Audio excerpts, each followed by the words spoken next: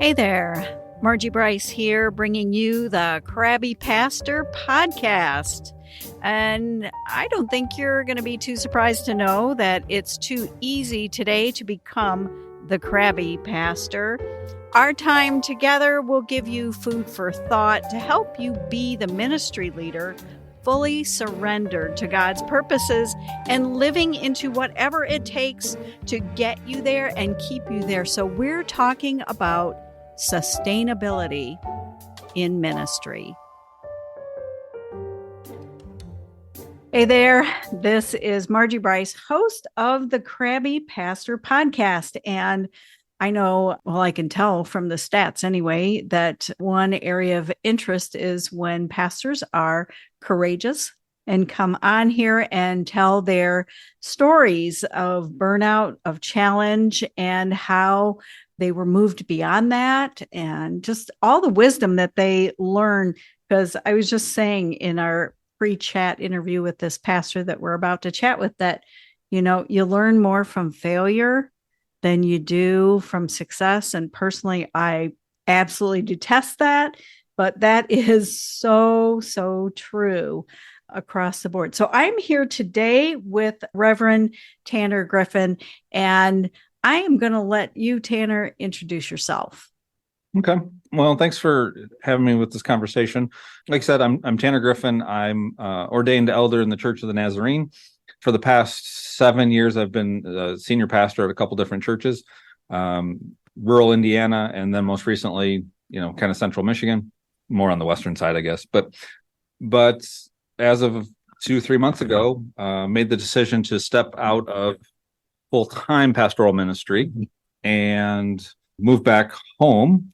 And a big part of that, and this is where it connects with where your podcast has been coming to the realization of that I was in burnout, that it was affecting my family. And despite my best efforts over the last several years of, learning better time management skills and all the different things, setting boundaries, I listened to a million podcasts, read a million books, tried to do everything I could to keep myself healthy. I didn't, ended up in that burnout category. And so kind of reinventing life here, but also for the first time in a while, feeling like excited about what's ahead and really living into that sense of calling. So it's kind of ironic when you tell people that you're stepping away from full-time ministry. They often ask, is it a faith crisis, or, are you upset about, is it doubt or whatever? And honestly, it was an attempt to be faithful, right? I feel like God was moving us in a different direction and gave me a more clarified vision of how I should be spending my time and be steward of this call. I like that. I like that it's tied to call, and sometimes God does move us in unexpected ways and to unexpected places. And then you still can come out of that with a strong sense of there was purpose in the mess that I just walked through. And that's kind of a neat thing to behold after the fact. It may not be so great while you're trudging through it. Right. While you're trudging through the mess, it's not so fun there. But yeah, I liked a lot of what you had to say then about call. So why don't you start then at the very beginning? Because what happens is, you can say burnout, and nobody sees burnout coming in themselves or when they're in the midst of it. Maybe if you have a very brave administrative assistant or your family, right, might say, hey, this is not good. But otherwise, you don't see it coming. So why don't you take us back to start where you'd like us to start? Okay. To focus on kind of the sneaking up on burnout thing, because I agree with you. You don't see it coming. And like I said before we started recording, I've really struggled to apply that term to myself for a while because I felt like it had different implications. But I felt called to pastoral ministry, and it was kind of a little bit later in life. Like I had a family when we first entered into full-time ministry. My wife and 3 kids. The oldest was 11, 10, and the youngest was a year old. And I had a 3-year-old in the middle there. And so, we moved the family and, at this church. And as is typical of a lot of medium, small churches now, there's just a lot of, the catchy phrase is deferred maintenance, and that applies to physical structures, but there's a lot of, I would call deferred maintenance in community organizational life as well. So the organizational health, it just there were some things that needed attention. And as we are kind of have a tendency to do, those are the things we wanted to avoid, pretend like didn't exist. And actually, I had a member of the church board upset with me at one point because he said, why would you say we had this problem? And I was like, because we do. It was just one of those realities where, naming it, which seemed like an obvious step for me, was the major triggering thing for folks. And so, well, sure. And then you're what I think has happened, and you captured this when we talked before the podcast, that what has happened is other people have left things unattended and just passed it along to the next person, to the next pastor, to the next pastor, to the next pastor. So, I mean, you're talking or thinking about a compounding snowball almost. Yeah. And I think I always want to avoid the sense of like the pastor that was there before me didn't do the right thing or something like that. I don't want to give that impression. Right. I just think like when we go in, especially if it's somebody that, felt a call to ministry early on and went to school, went to seminary, and then you walk into a church and you're ready to preach and teach and pray. And, this is what you've been trained for, study scriptures and all those types of things. And then you're suddenly met with, budgets and buildings and, all those types of things. I think pastors are naturally gravitate towards the pastoral things. And so the things that I've wrestled the most with weren't in that area, but it was more of the, organizational, I put in my note to you that I kind of got tired of running a religious organization. And that's the side of things that seems to get neglected, or where there's the greatest need, I guess. And sure. Cause you're talking about organizational stuff and you can come in and sometimes there's organizational dysfunction. Yeah. And so, you set about trying to tackle those things, and, there's people that, I think people have unrealistic expectations of what a senior pastor can do, especially a solo senior pastor. Somehow you're supposed to do all these, run the business of the church, do all the spiritual things, visit folks, convince people to come back to the church that have left, and then somehow on a Sunday show up and have a sermon that, compares to whoever you can see online. You know what I mean? Like that's it. They've spent a whole, whatever month preparing for that one talk or something. Anyways. And so it's just a heavy expectation. And as that being my first full-time pastoral role, I wanted to be good at it, and so I wanted to be successful, and I worked really hard, to try and meet all those expectations, which that's a bad strategy. And so I had to start learning about boundaries and prioritizing my own goals and being okay with some people being upset with me. But I did like what you wrote here. You wrote, because I was kind of this myself but with any church that I was over, I felt like I had the choice of getting people to like me or doing what was right for the church. Yeah. And that's a real big picture focus, mile high view, so to speak. Well, I can not address this and just let it continue to perpetuate, or I can address this and it'll be challenging. It'll be a little bit hard, but at the end of the day, it's going to position this church and put them in a better place. And, right. That's a pastoral urging as well. Yeah. And so the first church I was at, the financial situation was the reality. It had church finances had been an issue for a while, but it had a daycare center that was providing revenue to keep it afloat. But then the community, the local school district got a grant to do daycare at the school where it was costing parents almost nothing. And it just kind of gutted the daycare at that time. And so the month before we closed on our house into this area, so we'd been at the church for 3 months maybe, I saw my first full like financial snapshot, and the church spent thousands of dollars more than it brought in, and here I am going to buy this house with my family, and I'm like, I don't think the church can afford us. And that was the battle from day one. There was times where the church, our bank account was $15. There was times where your personal one, or the no, church the one? church. The church one. Okay. Yeah, like we were in a tight place, and so I spent a lot of time digging into the budget, right? Because it just wasn't, the budget process wasn't something that was strong in this church. And so I spent a lot of time trying to get my head around the financials. And people started posting passive aggressively on social media.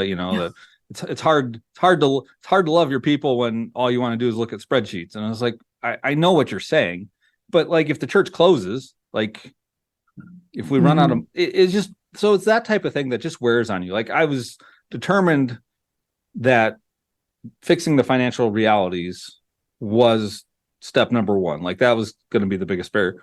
And I took hits along the way because people didn't think that I should be spending that much time on that. So it was just one of those things where I had to very early on say, am I going to do what's best for the church, or am I going to set about developing relationships with people so that I do what they want me to do? I've looking back, I don't think I would have known this at the time, but looking back, I saw that the stress and I would say I was bordering on burnout then, but then COVID hit. And, initially that caused stress and anxiety to spike because it's like, what are we doing? But then we went through the season where, everything existed online and things calmed down. We weren't doing 19 things a week. We weren't doing all this. It was just, let's get what we have to do to get a Sunday service, shared out online or whatever. And so I think I actually found rest during that COVID season. And again, I wouldn't have noticed that, wouldn't said that at the time, but I think looking back that I was really close to burnout there, and COVID kind of gave me a reprieve. But then in the middle of that, we got called to another church, and the church we were at got adopted by a larger church campus, and they were able to pay off their debt, and the financial situation was a lot better when we left. And I started at this other church that finances were strong. They had a strong leadership team. It looked like a lot of structure in place, which is what was lacking at the first church.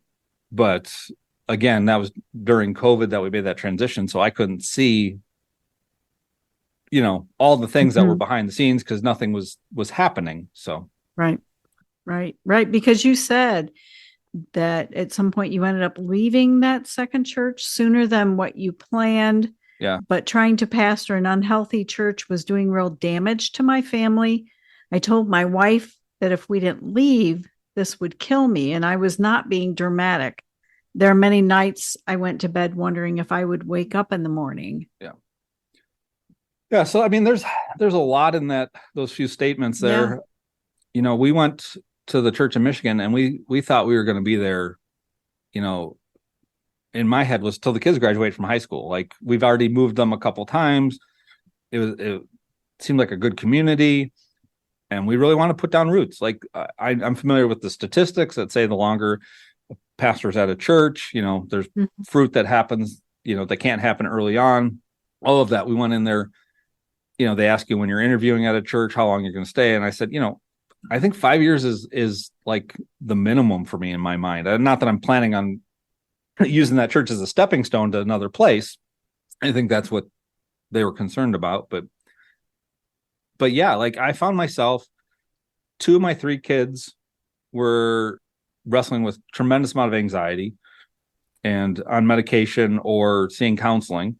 I started seeing a counselor and was on medication.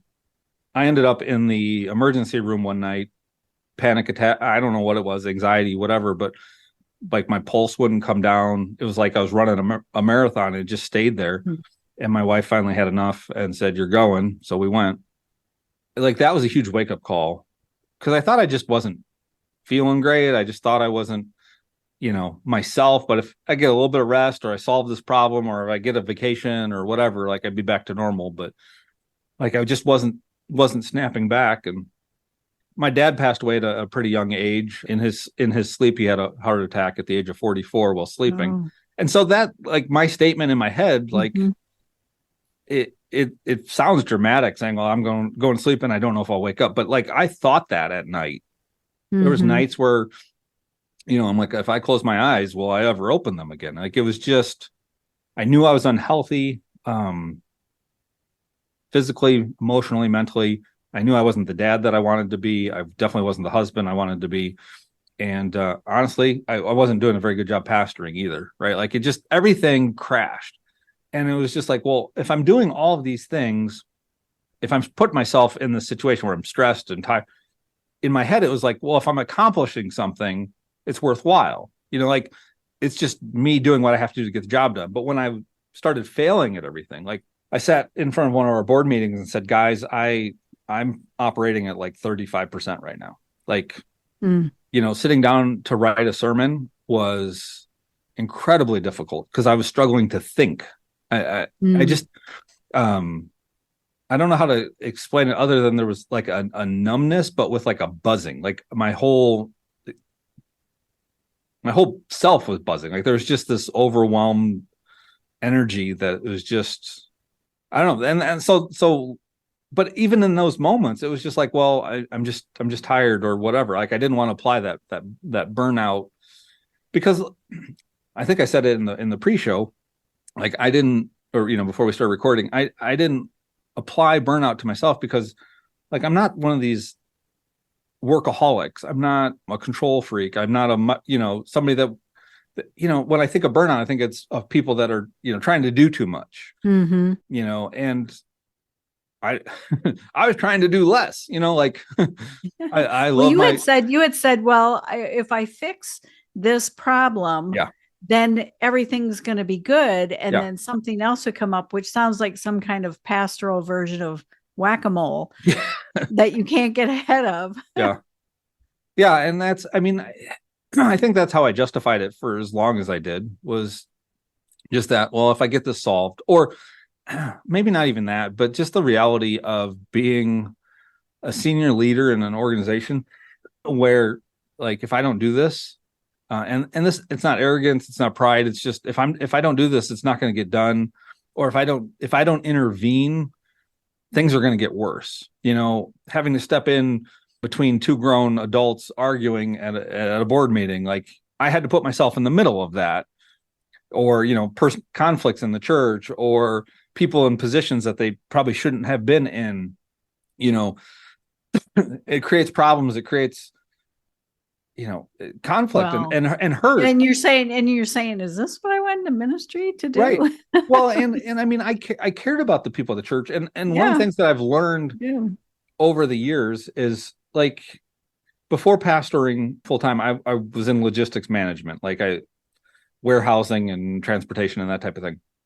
And so my initial instincts to everything is organizational, right? And so I thought when I went to full-time pastoral ministry, I needed to focus more like individual relational. But what I discovered through experience, and maybe people have other conclusions, but I come to the conclusion that, like, so much of the hurt and conflict in churches right now isn't because one bad person hurt another person. It's lack of clarity in roles and responsibility. It's a lack of understanding of, the number of times that people said, well, who said they could do that? Or I was doing that, or they stepped in my territory, or they hurt my feelings because they did something I was supposed to do. That dysfunction in organization creates hurt at a pace that individual, just having one mean person couldn't handle. And so that was my mentality, is like, if I can get the culture healthy, the organization healthy, then these hurts will go away. But as we solve problems, as we move through things, I can't remember who said it, but I was listening to a podcast that talked about church leadership, being a pastor, and that your leadership staff and church leaders need to be problem solvers. Like they should come to you with solutions to problems. And that what often happens is you end up with a bunch of church problem deliverers. And No. that was the culture that I found myself in. I had a large team, which on the surface feels like I should be able to accomplish a lot, but it just meant there was more people that had problems that they needed my input on. And so you were the fixer of all things. Yeah. And I mean, and in my most cynical moments, I said, they just hired me to come and be an employee for them. Right. Like I'm not a pastor. I'm just the fixer. And then it was just hard for me when I really started to struggle to find space. My kids went to the same school as some of the other staff. And so I'd run into people in the parking lot that wanted to talk about church related issues. I'm in my shorts and hooded sweatshirt, not even ready to start the day yet. And because they knew I was going to be there, they would come prepared to talk about something. Or my kids were at the daycare, which our church ran. And so I'd go pick up my kids at the end of the day, and a spontaneous meeting happened because they knew that at a certain point I would come and pick up my kids. And it just expounded like that. The feeling that I there was no place I could go that I was not responsible for other people's problems. You know what I mean? Yeah. Yeah. Well, that's a heavy load then. At what point then did you say to yourself, okay, there's got to be some other way for me to live into my call? Or I think, I mean, like I said, when I ended up in the ER, there was the wake up call of I got to do something. Mm-hmm. But even after that, it took me a while. Actually, it took my wife to kind of kick me in the butt a little bit to get me to see a counselor and talk with some folks. But the question was like, what do I do? Right? Like, if you feel called to ministry, you pastor a church, right? Like that's what you do. And it started. I just really wrestled with the idea that I have to do all these things and go through all these barriers to share my faith with people, or to pray with people, or to, when I worked in warehousing, I had more honest conversations with people that were just because it was just a faith conversation. It wasn't about church finances or what color the stereotypical carpet conversation, like that was happening at one of my churches, the, pews or chairs, or, we put tables in the sanctuary for a sermon series, and people, it's not spiritual to have tables, and like all of that nonsense. I'm like, I'm just trying to teach people about Jesus and pray with people that need. Yeah. So I just found myself really struggling to even do the basic things I was supposed to be doing. And that's when, like, I'm like, oh, that's it. This is burnout. This is what it is. My dog loved it because I was at home on the couch all the time. that was her favorite thing, is when I was home on the couch. I could do some work, so much of stuff is done, remotely now, but it's just the productivity wasn't there. The drive wasn't there. When my phone would ring, I would avoid it. It was just that type of thing where I was like, not only am I struggling with the idea of being a pastor, like I'm not pastoring, right? And so I'm like, a pastor should at least want to go to church on Sunday, and I didn't. Like, you know what I mean? It was just that level of, and I felt bad because it was like, this congregation deserves a pastor that wants to pastor them, and I wasn't living up to what I felt like my responsibilities were. And then there's a whole chain of things, but it was just kind of this idea of like, what if we went back home? And that wasn't even necessarily a sense of calling. It was more along the lines of, my wife's grandma passed away and I wasn't able to be there. I'd known Darlene for, 20 some years. And because of my church responsibilities, I was actually doing a funeral for somebody else that day. And there was just that sense of like, I'm taking care of other people, but I'm missing out on the people that matter most. I'm not able to be there for them. So that's where the draw to come back home was. I hadn't been around, my mom has some health issues. And It's like my kids don't know grandma that well. I mean, they know her because she comes and visits, but it's just that was where that initial came from. And as soon as like my wife and I came to that decision, like, yes, this is our next move, like the weight came off. I still had responsibilities there, but it was like I'm no longer holding myself responsible for the future of this church. And honestly, I learned a lesson along the way. It's God's church. It's not my church. There's problems before I got there. There'll be problems after I'm there. It seemed kind of arrogant to think that I could fix everything, but that it was once I started the process of moving back home that I felt this like stirring again. And there was a little bit of just this downtime where I didn't want to do anything and I just needed rest. But that didn't last as long as I thought it was going to. How long did it last? A couple of weeks. And I mean, part of that was job transition. And I transitioned to a job that I'm really enjoying. So it was fulfilling, but it wasn't a heavy stress load. Like I got eased into this position. My onboarding was super low intensity, which I totally appreciate. So I felt like I had a little bit of rest through that, but it wasn't, like I said, it wasn't long. And the desire to write kicked in. And so I've got a blog and hardly anybody reads it, but like I write because it's good for me, but I've also been writing sermons and not that I'm preaching them, but I'm still writing. Like there was just more. And I've been talking with my wife about doing some like a hybrid dinner, small group type thing in our hometown now, and some other ministry related things. And like that, as I stepped away from the thing that was dragging me down and got a little bit of space, like clarity of calling kicked in. Like I really started to understand, the things that I've been frustrated with or struggling with over the past 2 years. I feel like God is saying, well, let's not try and tackle those things right now. Let's focus on what you feel most passionate about. And maybe we don't have to have all the details. So like this, like I said, this dinner church type thing we're thinking about, probably the most fruitful ministry that I've had in both churches that I was at was we'd started like a young adults small group in our home on Sunday evenings, and we'd have food and play games and talk, and then just talk about the sermon from the day. And that was like the most effective discipleship that I've participated in or that I've led, but also the greatest sense of community that I've been a part of. And so it's like, well, can we replicate that? Like, why do I have to have the building and the pews and the, all of that? And like carpet, right, the carpet, right, and the carpet and all that. Like, I want to focus on relational ministry, and I want to share faith with people that are really interested in, that are searching for something. And so, like the image that came to my mind was the two disciples walking away from Jerusalem after Jesus is crucified.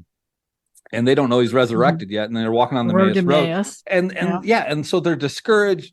They think the plan's gone off the rails, like their faith has let them down, and they don't really know what to do next, so they're just going to go home. And like that's the image of like my mission field now. Like the church culture is prevalent enough in society that people have religious experiences one way or the other. But like in the town we're in now, there's been a church split, church closing, a church plant that tried to launch and failed. There's a lot of like experience with faith and religion, but a lot of disappointment. Like I can see people in that. And so like, let's get some people together and share a meal. Jesus showed up to those disciples when they broke bread.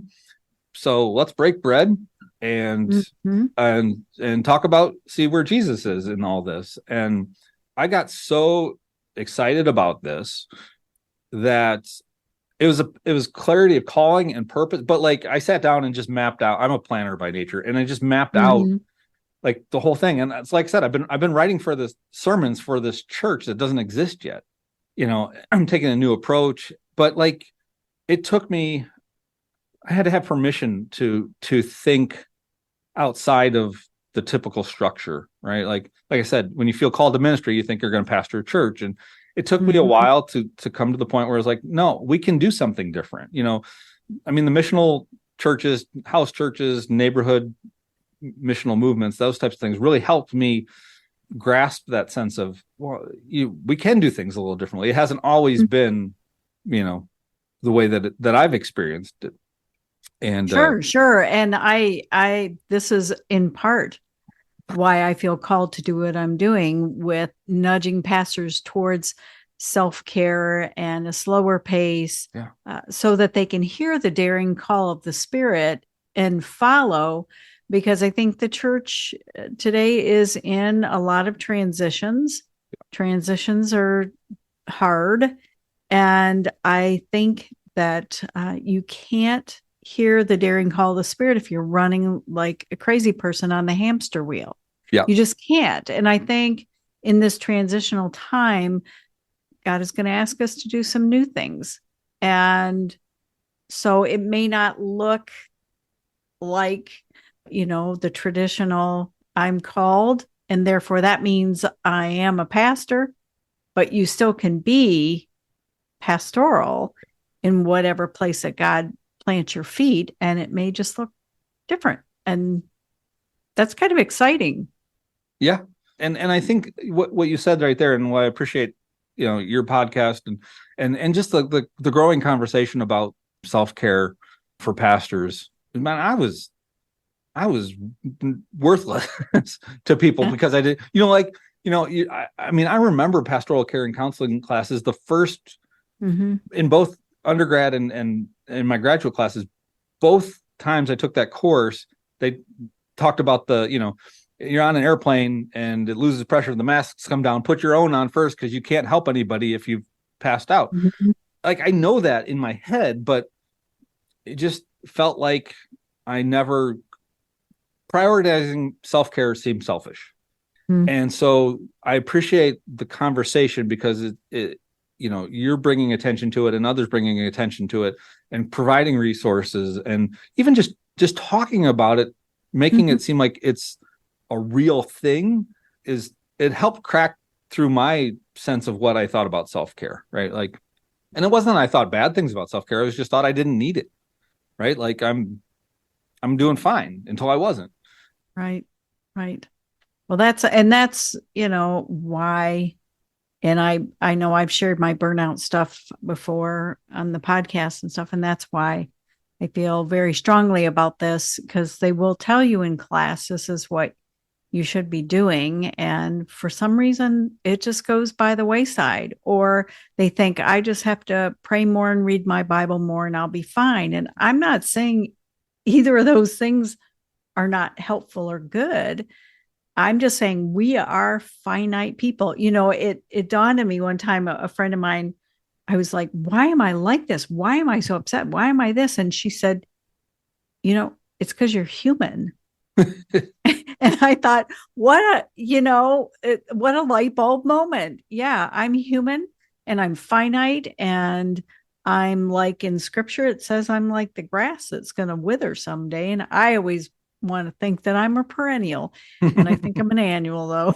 I mean, it's that kind of thing that we have going. I don't know if I want to ascribe pride to it, really, because that seems a little harsh. Right. But I just think we get so busy, because in United States culture, busy is the thing. If you're busy, you have to be busy in order to be successful. And what pastor doesn't want to be successful in the spiritual things like making disciples? But then you get there and you realize, oh yeah, well, there's more to this gig. And your to-do list gets massive, and you forget that you're going to fuel yourself through rest. Yeah. You forget all that because the to-do list is so blasted big. Yeah. And you brought up, pride, but I for me, I think initially it was insecurity. Like, when I would do things for myself or with my family, I felt like I needed to justify it. Oh, because there was things that needed attention. There was people that needed help. And, if I'm out, if I'm out golfing or, doing something else, like, I almost feel like have to justify that because there was needs that weren't being met while I was doing that. And so I think it became insecurity. Like I had to, and which is, it's so silly because, I know the stories, right? So, Mhm. the Hebrews in captivity in Egypt, and, Moses comes, let my people go and all that. And they go out into the wilderness. And one of the first things that God tells them they have to do is keep a Sabbath. Like this is so critically important that this is going to be foundational to who you are and how you live. Keep a Sabbath. Like this is on the same level as, don't murder, don't have other Yeah. gods, right? Like keep a Sabbath. And somehow, when I think you pointed out, American culture, like that's a sin you're never going to get called out on. Working too much. I started keeping a journal and a planner, and I write out my Sabbath plan, and I would, sometimes I'd keep it, sometimes I wouldn't. But I think that's one of the things that I noticed most that first week where I wasn't a full-time pastor. That Sunday morning came along, and I was rested and relaxed, and I'm like, oh, this is Sabbath. Like, and I'm like, how do I hang on to this? Like, a friend of mine's like, well, you've discovered the weekend. I'm like, yeah, Mhm. yeah, Yeah. right. There's this thing called the weekend. But Oh. it's like this is what God wants for all of us on a weekly basis to enjoy life. It's meant to be, the biblical, the New Testament imagery of the great feast, the great banquet. Like we're invited to this, and it's not our party. We're not responsible for the catering or like he wants us to enjoy it. I forgot how. You know what I mean? Like I felt like I was a worker. That was my job to. Worker bee. Yeah. So if you could give one word of wisdom, say to yourself before you entered pastoral ministry, what do you think you might say? Look for God, because there's a lot of things that are in the life of a church, but it's not necessarily, I use the word spiritual lightly, but not necessarily like, well, I'll just say spiritual. It's not a spiritual thing, right? And so look for Jesus, look for that, and just lean into it, and let that be the priority. And yeah, I think sometimes it was easy for me to get caught up in all the things. I think the message would be just be faithful to the things God wants us to do, pray, read, rest, Sabbath, keep it simple, maybe that old adage, Yeah. And let the Spirit work out everything else. I don't have any, I mean, I have some regrets, but like, I don't, if I could go back in time, I wouldn't do it many things much different. But I think that would be the key, is like, trust that being faithful is enough. And yeah, you can't fix everything, That's but just right. be faithful in what you're called to do. I like that. Yeah. I like that. I like the simplicity of it because it feels like it gets more complicated at some point along the way. And that's not quite so fun because I think a lot of pastors go into and are called into ministry and they have ideas about I think I could count on one hand the number of intense spiritual conversations I had with congregants. And it wasn't because I wasn't available or whatever. It wasn't happening there like that. Yeah. And that, there's aspects of what we end up doing that it gets a little disappointing, especially when it draws us away from where we felt God calling us to be. So, Yeah. And I read Eugene Peterson's kind of memoir, autobiography, the pastor. And as I was reading through there were so many moments of just like, yes, this exactly. And one of the things he talked about was his experience of finishing seminary and going to his first church and being just utterly shocked at how little the church people cared about the things of God. He just assumed that that's why they were part of the church. That's why they're going to be there. That's the focal point, and it was meetings and potlucks and social events and all, and he's just like, well, what about the things of God? And like that, I could relate to that experience because, like I said, I didn't go into ministry because I wanted attention. Like public speaking was not my favorite thing. I didn't want to be up on the platform. I didn't want the spotlight. I honestly wanted to care about people the way that I had received love and care and compassion through the church that I grew up in. And I thought there was a compelling story of scripture, and I thought people needed to know it.